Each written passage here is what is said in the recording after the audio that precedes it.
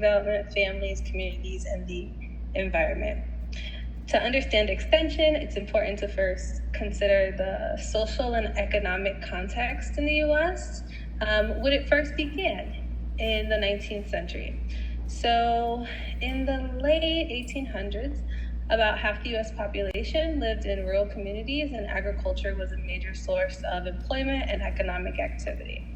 At the time, farmers often lacked access to formal education and scientific information, creating a need for a practical method to share knowledge. So the picture on the right-hand side is Dr. Seaman Knapp, who really is kind of credited with being the grandfather of extension, and started using demonstration farms to share knowledge to improve education and bridge that gap.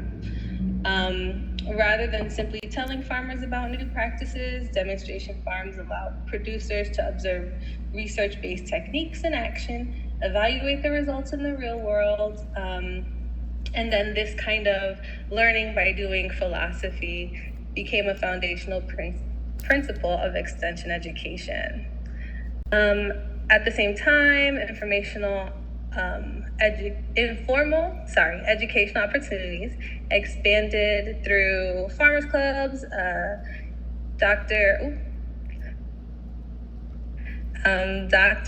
Knapp also kind of kept that informal education going by pushing agricultural journals and encouraged just the exchange of ideas. Before we move on, I just wanted to mention that the Morrill Acts were also very instrumental because they established the land-grant university system. And what we consider the Morrill Acts are starting from 1862 to 1994, which kind of granted states public land so that they could offer so that they can offer agricultural research and connect the public through extension. Okay, we can go to the next slide. Two very other important pieces of legislation that were critical to creating the extension system. One is the Hatch Act of 1887, which established agricultural experiment stations at land-grant universities. These stations conducted research to really address agricultural challenges and understand ways and new knowledge that it could improve farming practices, productivity, and natural resource management. But in addition to doing that new research, they also wanted to make sure that communities that needed the knowledge were able to reach it. And so that led to the Smith-Lever Act of 1914, which formally established a cooperative extension system.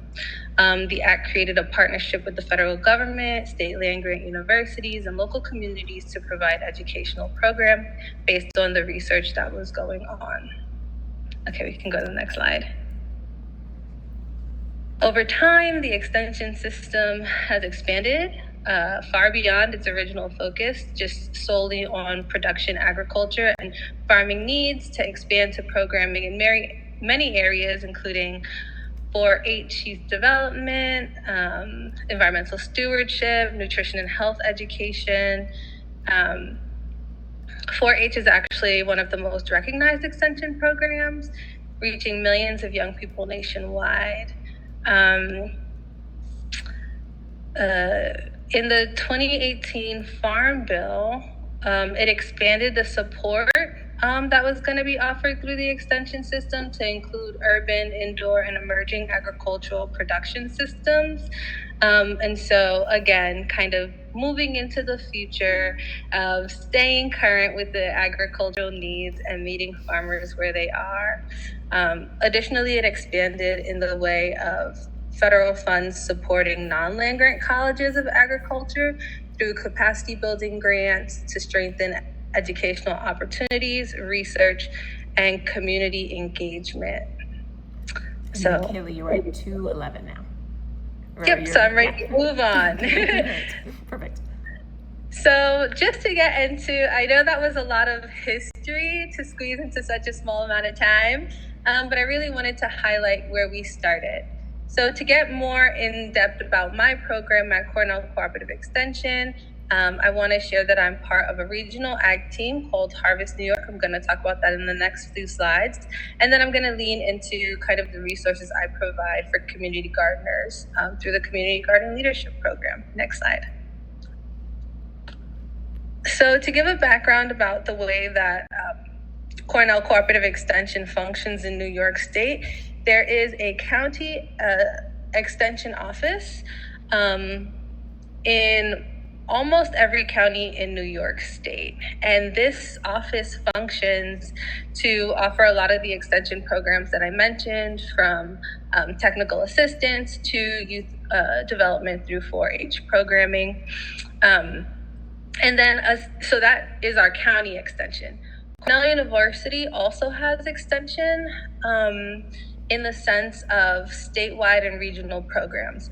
We talked about the history. You could think about those as the experimental stations and other programs that serve the broader state with either research or with knowledge sharing.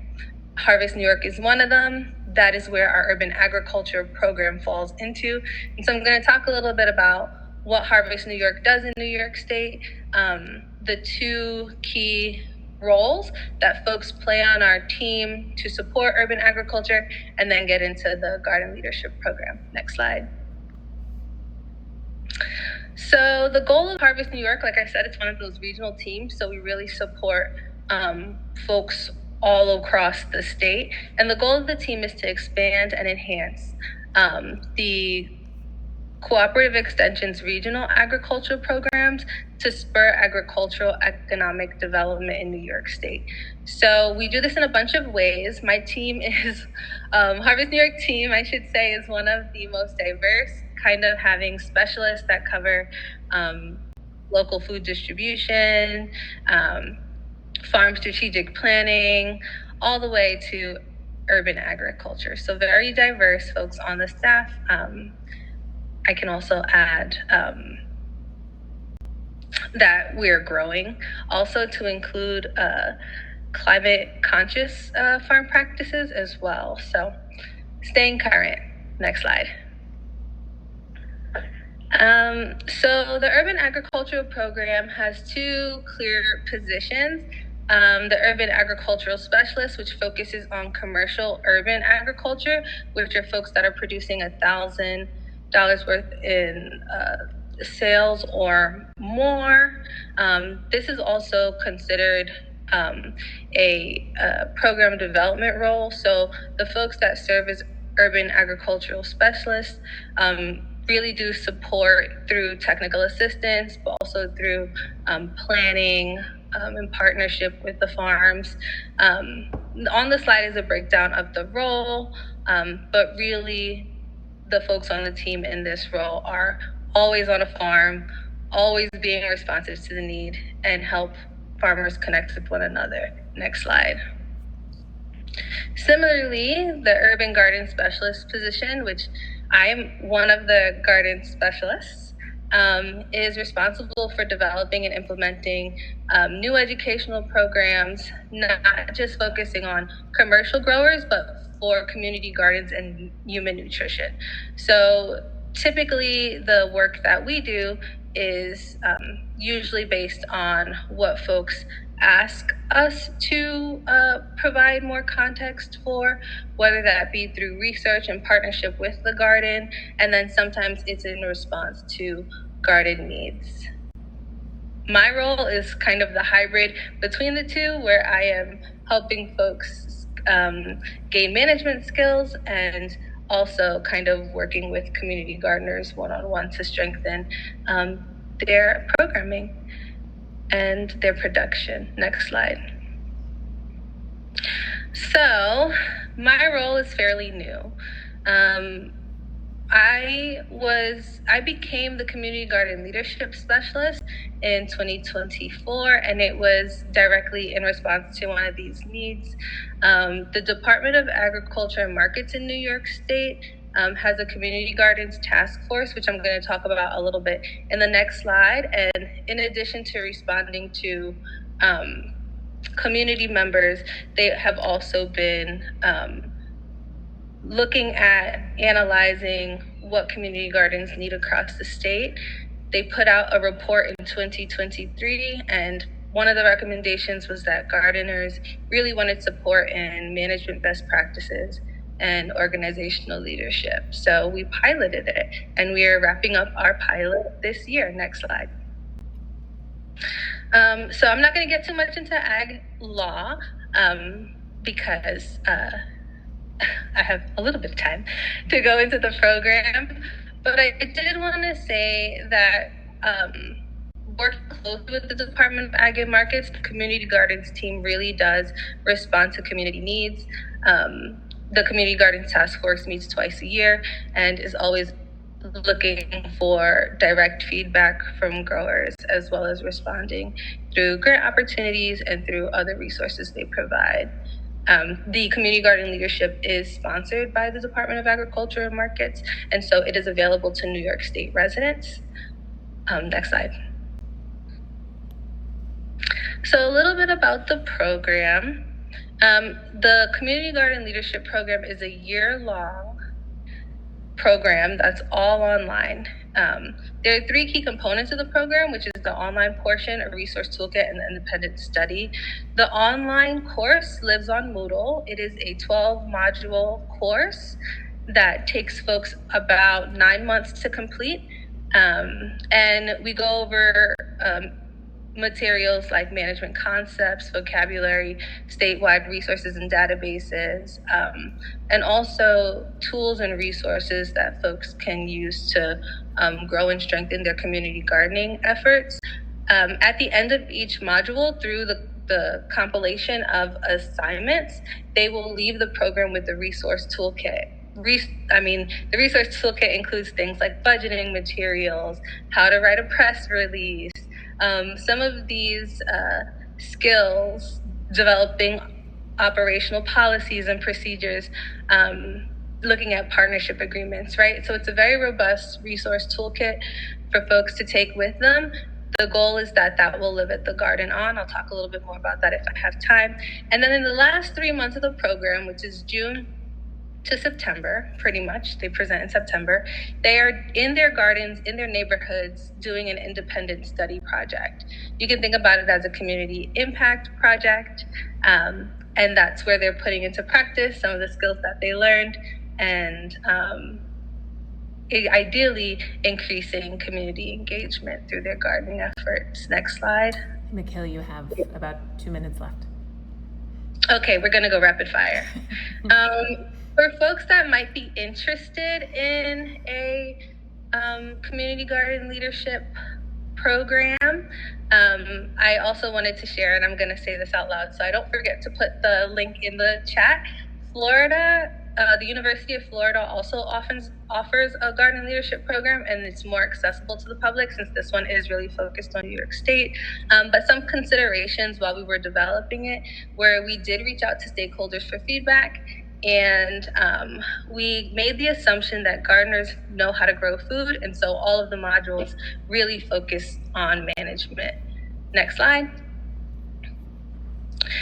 So this is teeny tiny words, but I just wanted to share this slide so that you can see some of the topics as they move through the module, how it builds, from doing an overview of community gardens in New York State, to leadership principles, thinking about dynamic teaming and volunteer management, and succession planning, which kind of highlights and takes garden leadership to the next step.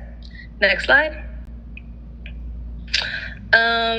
These are some of the requirements for the program. Because it is all online, we do want folks to be comfortable learning online.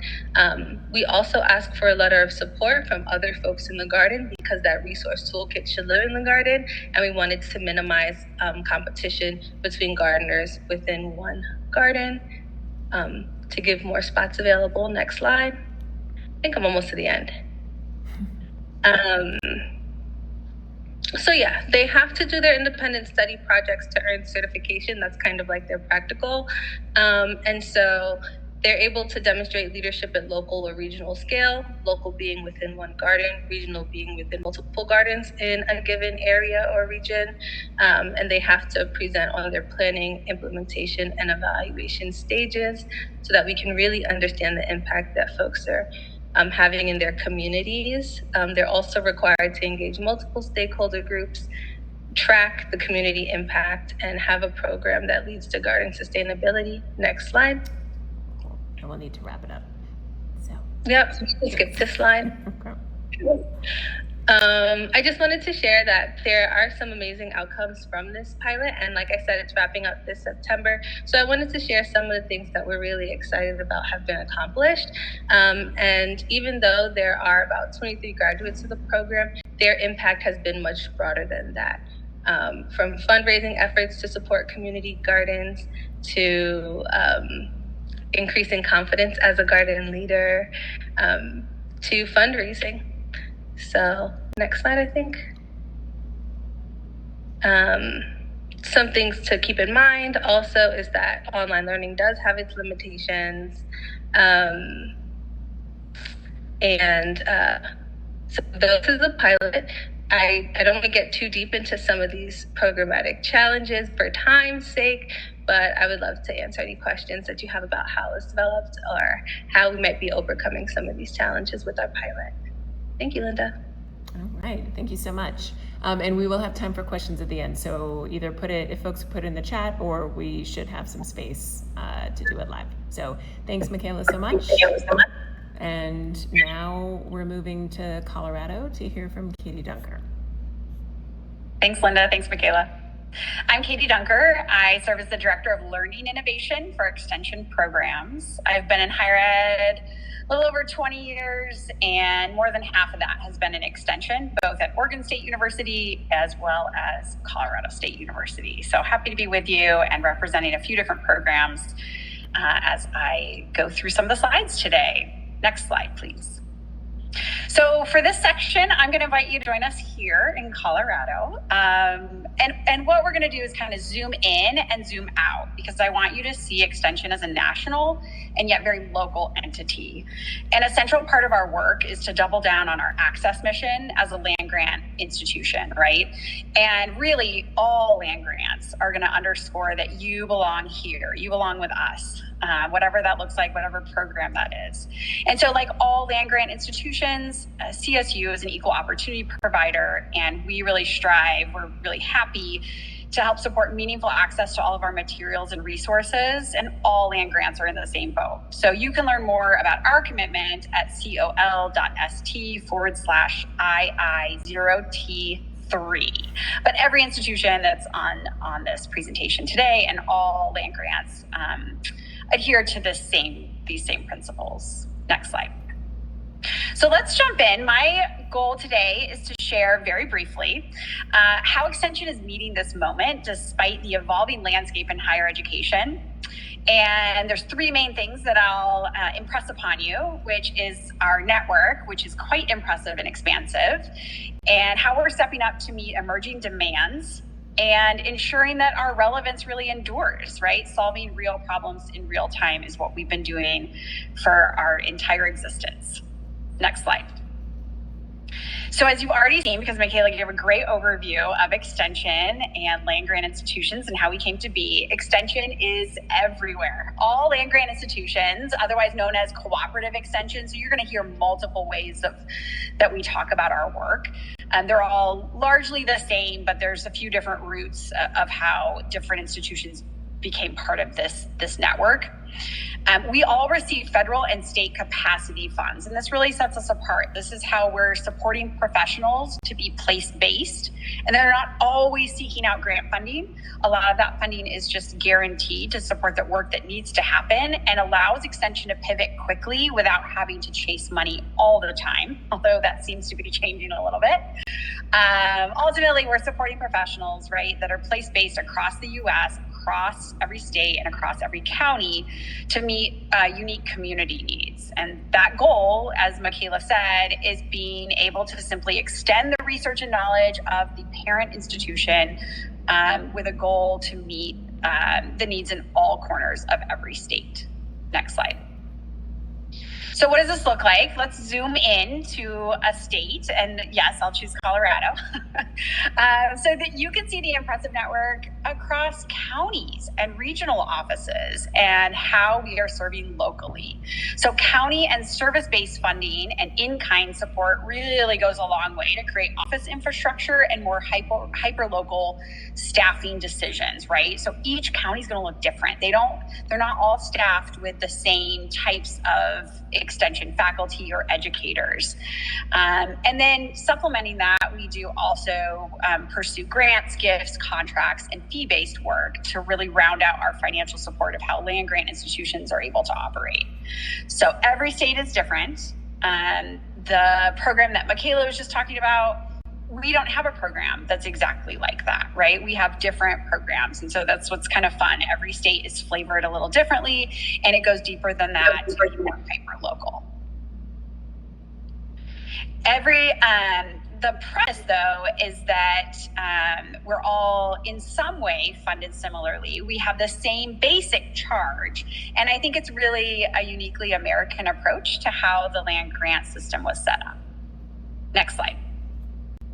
So let's zoom back out a bit, and I want to talk specifically about the Master Gardener program. Typically, if somebody doesn't know extension and you want to introduce it, you'll say, do you know 4-H? And a lot of people know 4-H. It is the largest flagship program that Extension offers. The second largest is Extension Master Gardener, and that has been around since 1973. The program began in Washington State and spread rapidly across the U.S. and internationally. I'm proud to say that Colorado was an early adopter of the program, and our program started 51 years ago in 1975.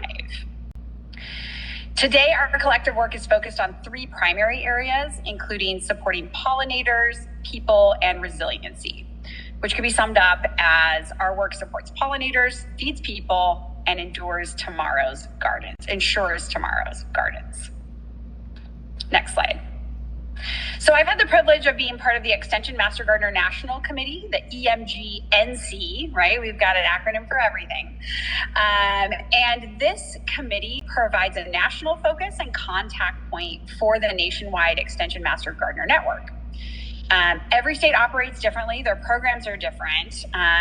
But this unique committee brings together various statewide efforts in consumer horticulture, which is a key tenet of the Master Gardener program. So the EMGNC facilitates cohesion across state programs, provides professional development for consumer hort and Master Gardener specialists, and is a point of contact for extension professionals working in consumer hort, especially if they're engaging volunteers as part of their role. So this is a great opportunity to get involved, and I would encourage you to check out our national website to learn more and identify contact for your state or community. Okay, next slide. So it's great to know that there are people and programs and projects that are happening across the U.S. through land-grant institutions. You might be wondering, like many of us, how are we going to adapt to some of the change that we're facing, particularly around the rapid acceleration of generative AI? It's hard to know the right path right now. Do you lean in or do you lean out? I don't know that there's a right or wrong here. It's a little bit of the wild, wild west with AI, or perhaps a race to the moon to see what happens for extension and how we'll collectively respond. But it's going to be fun to see where we go. As you can see here, Penn State kind of leaning in, developing some AI-based tools, and Michigan State maybe leaning out a little bit and betting on the human experience and expertise. Next slide. All right, Katie, you have 2 minutes. All right. So I really believe that we need to lean into next practices in addition to best practices as we explore what that next step is for extension. One example of this is our Grow and Give program that developed during the pandemic. Like many states, we saw an opportunity to both engage volunteers, engage our faculty and staff while they are staying safe at home, and also support nutrition security in local communities. And so Grow and Give has been an enduring practice. It was something we trialed and have leaned into, and it's continued to be a solid program for us across the state of Colorado. You can find some of our work online, including an 85-page resource guide on growing vegetables in Colorado. We're not a state where you just throw out seeds and hope for the best. You got to really work if you're going to get some produce in Colorado. And so we want to support both growing and donating of hyperlocal produce. Next slide. Another area of emphasis and that we've leaned into heavily is online and hybrid programming. And I really mean quality programming, not just recorded webinars, but complete programs that lead to recognized credentials for professionals. And we're exploring possible ways to scale our work so we can stop being a best kept secret and engage new Coloradans in new ways. Next slide. It seems to be working. We've launched a bunch of new programs with more on the horizon, many with partner organizations, and they seem to be meeting the needs of various audiences. And you can check out some of these. We have a native plants online training, a Rocky Mountain naturalist training. We offer beekeeping in the Mountain West, exploring your farm dream. Our most popular offering is our CSU Green School, which engages almost 700 learners in teaching folks how to overcome the challenges of gardening in Colorado. Next slide. So I believe Extension retains our enduring relevance because of three key things. We're a trusted entity, likely more trusted than traditional higher education at this point, and yet we're still kind of a tricky place to play in right now. Our trust is derived from remaining local in our communities and serving unique local needs that are place-based. And probably also because we're backed by a recognized state institution with a history and reputation. And I really do believe at the end of the day that we are known and our brand still means something that's generally good. And so partnering with a land grant institution may mean a lot more than partnering with just any old organization that does gardening outreach and work. Next slide. So you can find Extension in your next search. We're local wherever you are, so find us the next time you're searching for answers or looking for a partner by simply adding site:/edu to your search. It's going to pull up most likely the relevant Extension resources that are going to be local to you, or at least in your state. Good afternoon, good evening. I'm actually calling in from Pittsburgh. I just got in, and apologies. I was working on getting some slides together, and then all my travel plans got delayed, probably because of the wonderful wildfire smokes. So hope you're all doing okay. So my name is Stathis. I work for Michigan State University Extension. And I am the site manager and programs coordinator for, as Katie likes to say and pointed out, we have lots of acronyms. So ours is called the DP-FLY, the Detroit Partnership for Food Learning and Innovation. We're a 3.3 acre urban farm and research site in the city of Detroit. So I like to describe it as a three-part Venn diagram of engaging with our community, actually growing produce, and conducting relevant research when it comes to productive urban spaces. We like to say urban farms, but in Detroit, the landscape varies anywhere from somebody who has a few raised beds in their backyard to actually growing on, I believe our largest farm in the city is 7 acres. It is the world capital of urban agriculture with over 3,000 farms and gardens in the city. And we like to also say that our facility is the first land grant institution-backed urban agriculture research center. Another thing about academia is that we all love our superlatives. So you got to be the best and first at something.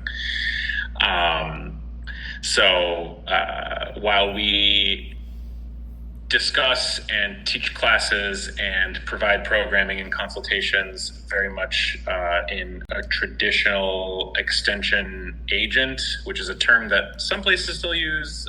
MSU doesn't really use it all that much anymore. but where we actually go out and talk with our local farmers and to the best of our ability provide resources or services or education. We somewhat uniquely also have a site that we manage. So my day-to-day is mostly essentially running a farm with, a few added teaching classes and presenting like extension educators often do. Like Michaela and Katie were both saying, we evolve, and I don't like to say we wear many hats. I like to say we wear one hat with many brims. So probably the biggest brim on the hat of the DP Fly is that we primarily cater a lot of our education and our programming around cold hardy perennial fruit and nut trees. So for any of my colleagues on this call who are more of a northern climate, zone 7 or lower, you'll be very familiar that we have 4 seasons. It can get really cold, it can get really hot. So in Michigan we are zone 6B, at least in Detroit, and then further north it gets all the way up to 4 or 3 in the Upper Peninsula. We obviously can't plant things that are going to die every year because that would not be very conducive to a successful operation. So we try to sort of have a repository of all things possible in our climate. So currently we have 55 varieties of cold hardy perennial fruits and nuts, many of which you would be quite familiar with from your grocery store: apples, pears, peaches, cherries, all that good stuff. And a lot of stuff that, frankly, if you didn't work very specifically in this field of work, you would have no idea. So nanny berries and high bush cranberries and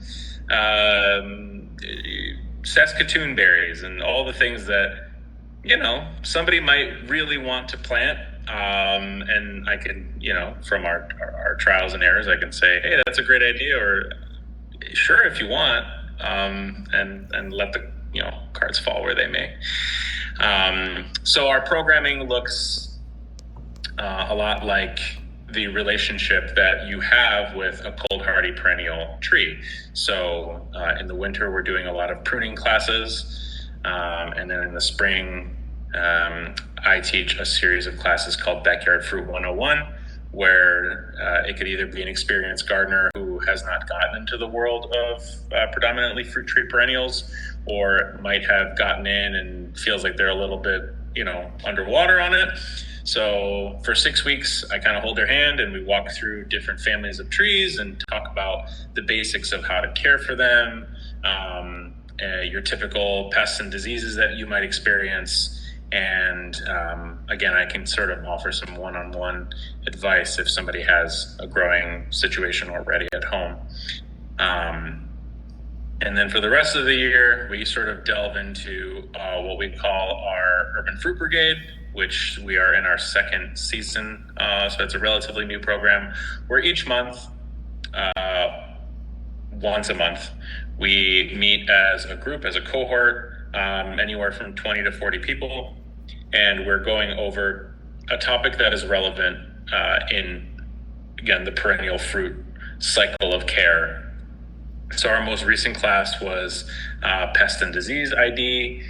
So we had a colleague of ours from the more established fruit team that came in and talked about pests and diseases that you should be inspecting your orchard for.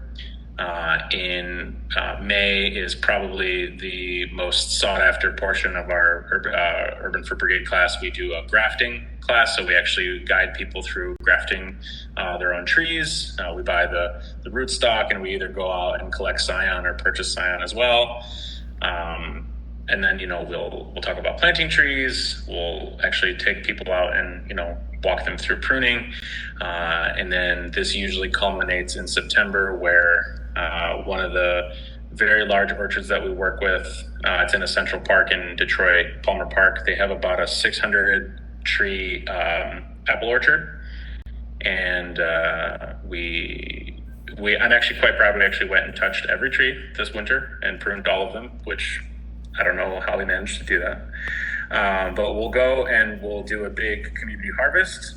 There are more than enough apples for people to take a big old harvest bin home, and then we still typically provide them anywhere between 700 and 1,000 pounds that they use at their harvest fest, which is typically a few weeks after we harvest. And then anything that doesn't get eaten fresh, they also make cider. So we're, go ahead, Linda. Thank you. Yeah. So we are using this program to, again, as my colleagues talked about, connect ourselves and, embody ourselves into the community, into existing farms, but then also start creating a better network of knowledgeable individuals. So it's not me or my colleagues, Naeem and Elena, that have to field all the calls about, hey, I have 5 apple trees in my backyard. Can you come prune them for me? As much as I love helping people, I can't prune every tree in the city of Detroit. So if we have a brigade of folks across the city that can field these calls, or we can direct them that way, it's also an opportunity for these folks to maybe make a little bit of money on the side. Hey, I want to charge $25 an hour to do this. It is all labor is skilled labor, and this is a particularly laborious skill. So please check your local extension networks. Many of them have quite vibrant fruit tree programs. And if you are another extension person on this call looking to get into more fruit work, please feel free to ask questions and connect with me. Awesome. All right. Thank you, Stethis. Really appreciate the wisdom, and good luck on your travels. And we're gonna now go to Iowa and hear from Alicia.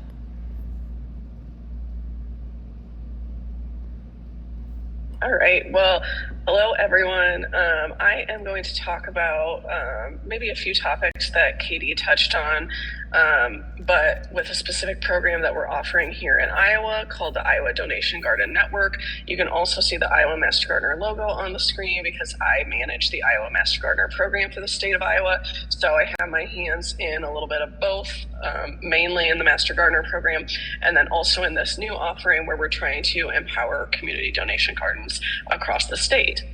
So a little bit about how our program is structured. It's managed by myself, and then I also have a Master Gardener program assistant who is on the call with us today, and it's her first day. And so in good old extension fashion, she's just getting thrown into the deep end and learning all about everything we do all at once. And then we also have county coordinators that we work with to help administer this programming. As Katie was talking about, our work is done at the local level. And so we have systems and programs that are set up from the state level, but really we need the people to be on the ground doing the work at the local level. And here in Iowa, we're lucky to have an extension office in every single county, so all 99 counties that we have. And then we have Master Gardener programs in about 75 to 80% of those counties on a given year. So with the Iowa Donation Garden Network, this is another place where Katie had mentioned, we try to be responsive to community needs. And we saw a community need coming up. In Iowa, our population is 12% food insecure, and that might be a little bit of an outdated statistic. That is from a few years back from the most recent census data that one of my colleagues pulled. But we know that through COVID, our food insecurity in the state increased 57% from where it was prior to the COVID pandemic. And then also we had this perfect storm of, we had a great donation gardening project before called Growing Together Iowa that was funded by USDA SNAP Ed. And in September 2025, the funding for that program ended. So we already had this food insecurity in Iowa. We knew that it had gotten worse throughout the pandemic. And then we were also losing funding for this program that had been growing a lot of produce to be donated to our local food pantries and was active in 60 counties, so about 60% of the state. And it was an excellent program. You can see on the screen it won a national award. There were a lot of great people behind this program, and it was a collaborative effort between the Iowa Master Gardener program and Health and Human Sciences Extension. So merging some of our different extension units that sometimes don't interact with each other as much to really get people the information and the resources that they need from both the food safety side of things and the human perspective of working with the food pantries and the horticulture side of things and that perspective. So we realized quickly that we needed to try to do something to help these gardens so they didn't feel like, even though the funding being taken away was a huge problem, they didn't feel like they were being completely unsupported and just dropped. And so we came up with the Iowa Donation Garden Network, which is now in place today. This is our first year that we're doing this. And the Iowa Donation Garden Network really exists to empower and connect community donation gardens across the state, whether they were previously involved in our Growing Together Iowa program or whether they did not have any previous involvement with that program. So we're trying to cast our net even wider and make sure that we're getting to all of the donation gardens in Iowa that want to be involved in this program so that we can continue to provide those research-based educational resources, foster collaboration, and preserve shared knowledge that has come out of the Growing Together Iowa program for the last 10 years. And all of the knowledge that those gardens shared with each other and with us was so valuable that we didn't want to lose any of that and wanted to be able to carry that legacy forward. So through this program, we were looking to strengthen the capacity of these gardens to grow food, engage volunteers, and serve their communities. And this program is a little bit different than the Growing Together Iowa program because that really was a mini grant program where we were bringing people in by offering them grant funds to start these gardens. And this program is a statewide membership cohort where we're asking people to join this network, not for any money or monetary value that's being given to them, but really for that networking opportunity, that educational opportunity, and the opportunity to have that space to come together and not feel like they are out on their own doing this very important work. Sometimes when some of these people are doing the work out in the counties, it can get very isolating. And so we want to show them they're part of a bigger picture. We're all in it together. And then we're sharing all of those resources together as well.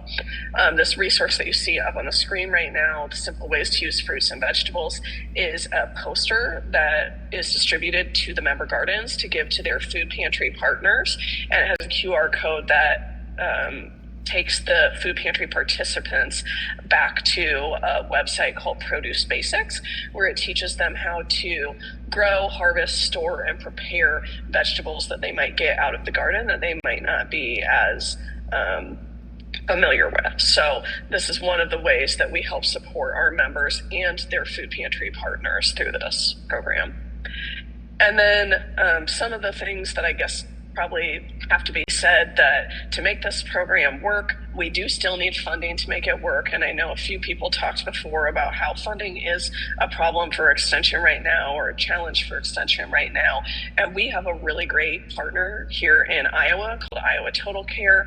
Iowa Total Care came in and gave us a large donation that allowed us to cover the annual membership fee for all the donation gardens that wanted to be involved in our inaugural year of this program, as well as providing scholarships for our Iowa Master Gardeners throughout the year, and just a host of great things. They helped us with funds to create the Donation Garden Toolkit, which you can see on our member benefit list is given out for free or included in the cost of the membership to our member gardens, but also is available for sale publicly to other people that want to access that resource. So we've really been able to leverage this partnership to help provide a stable foundation for this program. And I would just underline the importance of community partnerships and community funders in getting the work done in extension and outreach, because they're vitally important to the work that we do. So some of the other member benefits that we have, we provide quarterly Zoom calls. Those are our educational and networking calls for our members. And then we have a list here, a Facebook group, some mapping and reporting, garden signage, so that people can show that they're a part of this network and project that out to the community and help them understand that that they're part of something bigger and that they're investing in their professional development or their continuing education as community garden leaders. And since we've started this program this year, we had 59 member gardens join that represent 43 of our 99 counties. So we're almost halfway to having all of our counties represented, and they're supporting 107 food pantries across our state. So really great things to see there. On this slide is just information about what type of year-end reporting we will be asking them for, because once again, we want to help elevate the story of what they are doing. Reporting is really important in extension and outreach so that we can show our community stakeholders, the people that we serve, what are you actually getting out of these services that we say that we're providing to the community. And I know Katie talked a little bit about that as well. So those are some of the things that we will be reporting on later this year with the help of our partner or our member gardens. And then I just wanted to provide a brief overview of some of the things that donation garden toolkit goes over. As I said, it is available through the ISU Extension store for anyone who wants to purchase it, and then free of charge to our member gardens. And it goes over 3 main areas. One of the areas being health and human sciences, that how do you work with your food pantries? How do you figure out how to have those conversations and those partnerships be successful?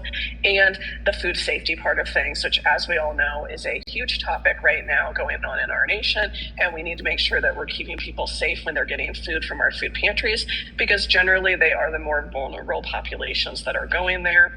The second topic is horticulture. So we have a lot of things about preparing your garden. And then the last topic is volunteer management. So those are the main topics that we cover in that resource and that we provide to those donation garden members. All right. Fantastic. Thank you so much, Alicia, for sharing that. Yeah, really fantastic presentations. And I think the goal of this was to show everybody just the breadth and the depth and the scope of what Extension offers, and how variable it is. So with that, we have 7 minutes for questions. So please ask questions. And if there's any other information that you guys want to be sure to get out there, please do. And is there anything in the chat, Emily? You were monitoring the chat.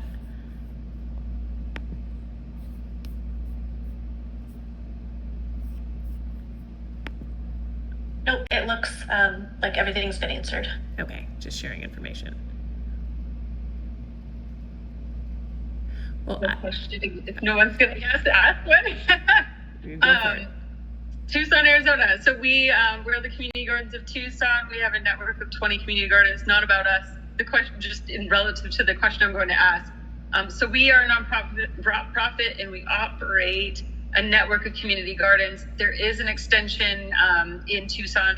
I have another member here that knows a lot more about the extension and is a master gardener named Lou, and she's part of the CGT network. I guess my question would be how would you all recommend a nonprofit that operates community gardens can partner with a local extension here in Tucson, Arizona, and maybe what areas of overlap should we be exploring? And Lou, you can clarify my question so maybe it sounds more translatable as well. I think that was perfect, Brittany. I will jump in right away and say that, our primary value proposition is around education. So that is our goal, is often to get the best, most practical, solution-oriented and local,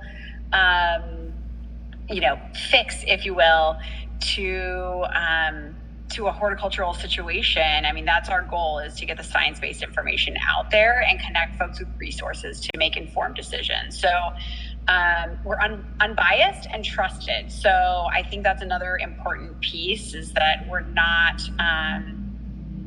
someone on social media spouting out, claims that have been funded by an organization or an entity or a business. And so we're really trying to thread that needle between education and research and knowledge that's really practical and pragmatic. So that would be the first piece. And then, as you've heard, all of our programs are doing different things. And so you got to find out and build a relationship. I think a lot of what we do is relational. And so it's going to be talking, getting to know each other. Nothing better than a cup of coffee to say, hey, come check out our gardens, come see what we have going on. And do you have anything that we might be able to partner on? Is there a grant funded project that we might be able to partner on in the future? Because those are nice, tangible things that we can kind of sink our teeth into, and that's how relationships are built. It's just over time. So those would be my two immediate suggestions. I love that. And I was going to ask Michaela if she had any, because y'all did really, really closely aligned leadership training. How did you work with community gardens in your town?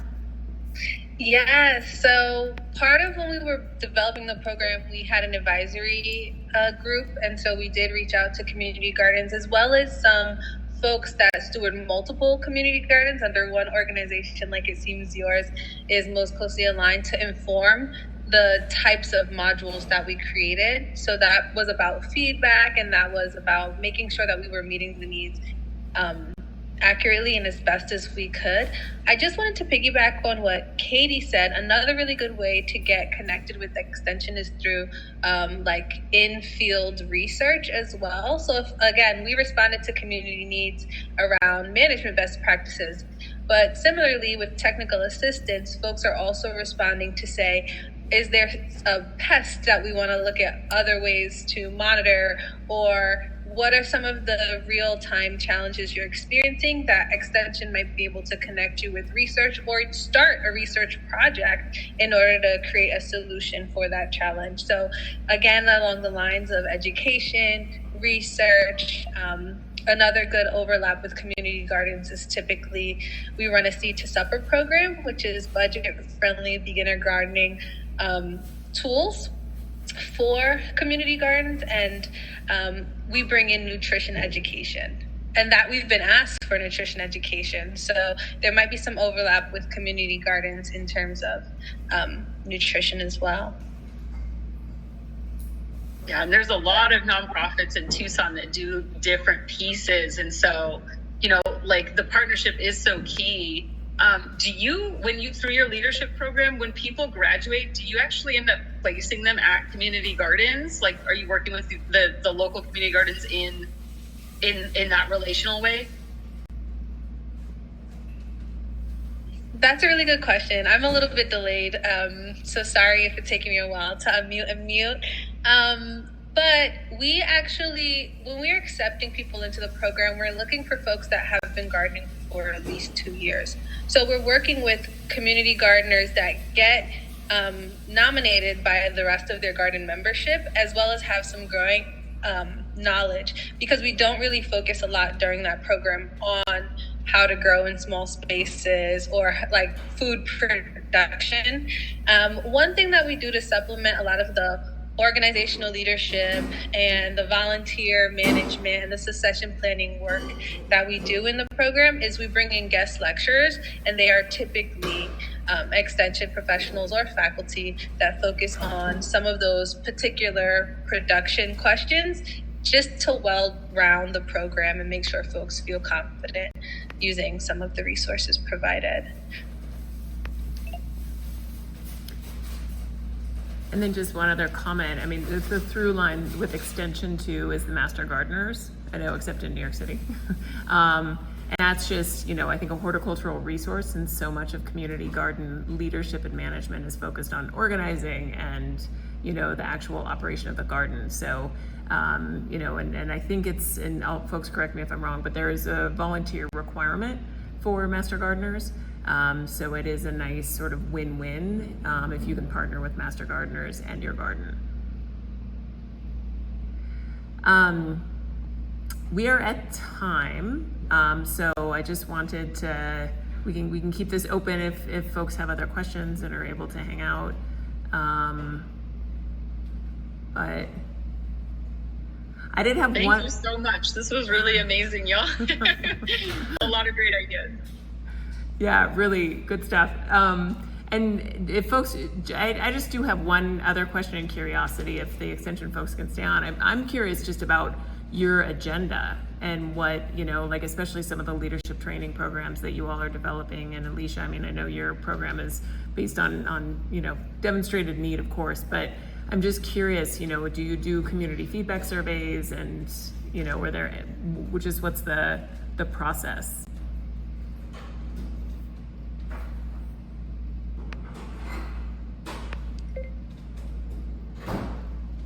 Yes. We're Amazing. all required to. I can tell you the federal obligation is that we capture stakeholder input every year, and that we have a plan to do so year over year. So community needs assessments and focus groups and surveys and evaluations is all part of work we do. So I'm guessing that all of us would say yes, very important to identifying our next steps and making sure that we remain relevant. Cool. Okay. For those of us not in the sector, it's just interesting to see how it works. So really, thank you for that. Awesome. Okay. Yeah.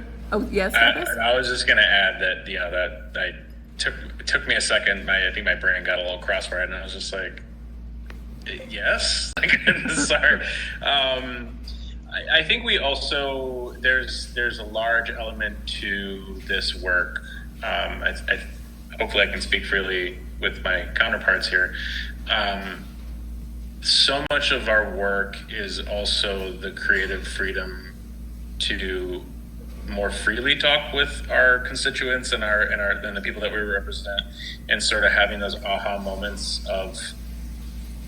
I guess what I'm trying to say is like there's a less formal process to it as well, where you're having these conversations with folks and you're like, oh, that's a program idea. Like I want to do that, and I think there is a beauty. There's a beauty and a bane to extension where it's like we're allowed to do a lot of what we want, but then that also means that there's not other people there to really support you because they're like, figure it out, like that's what you want to do.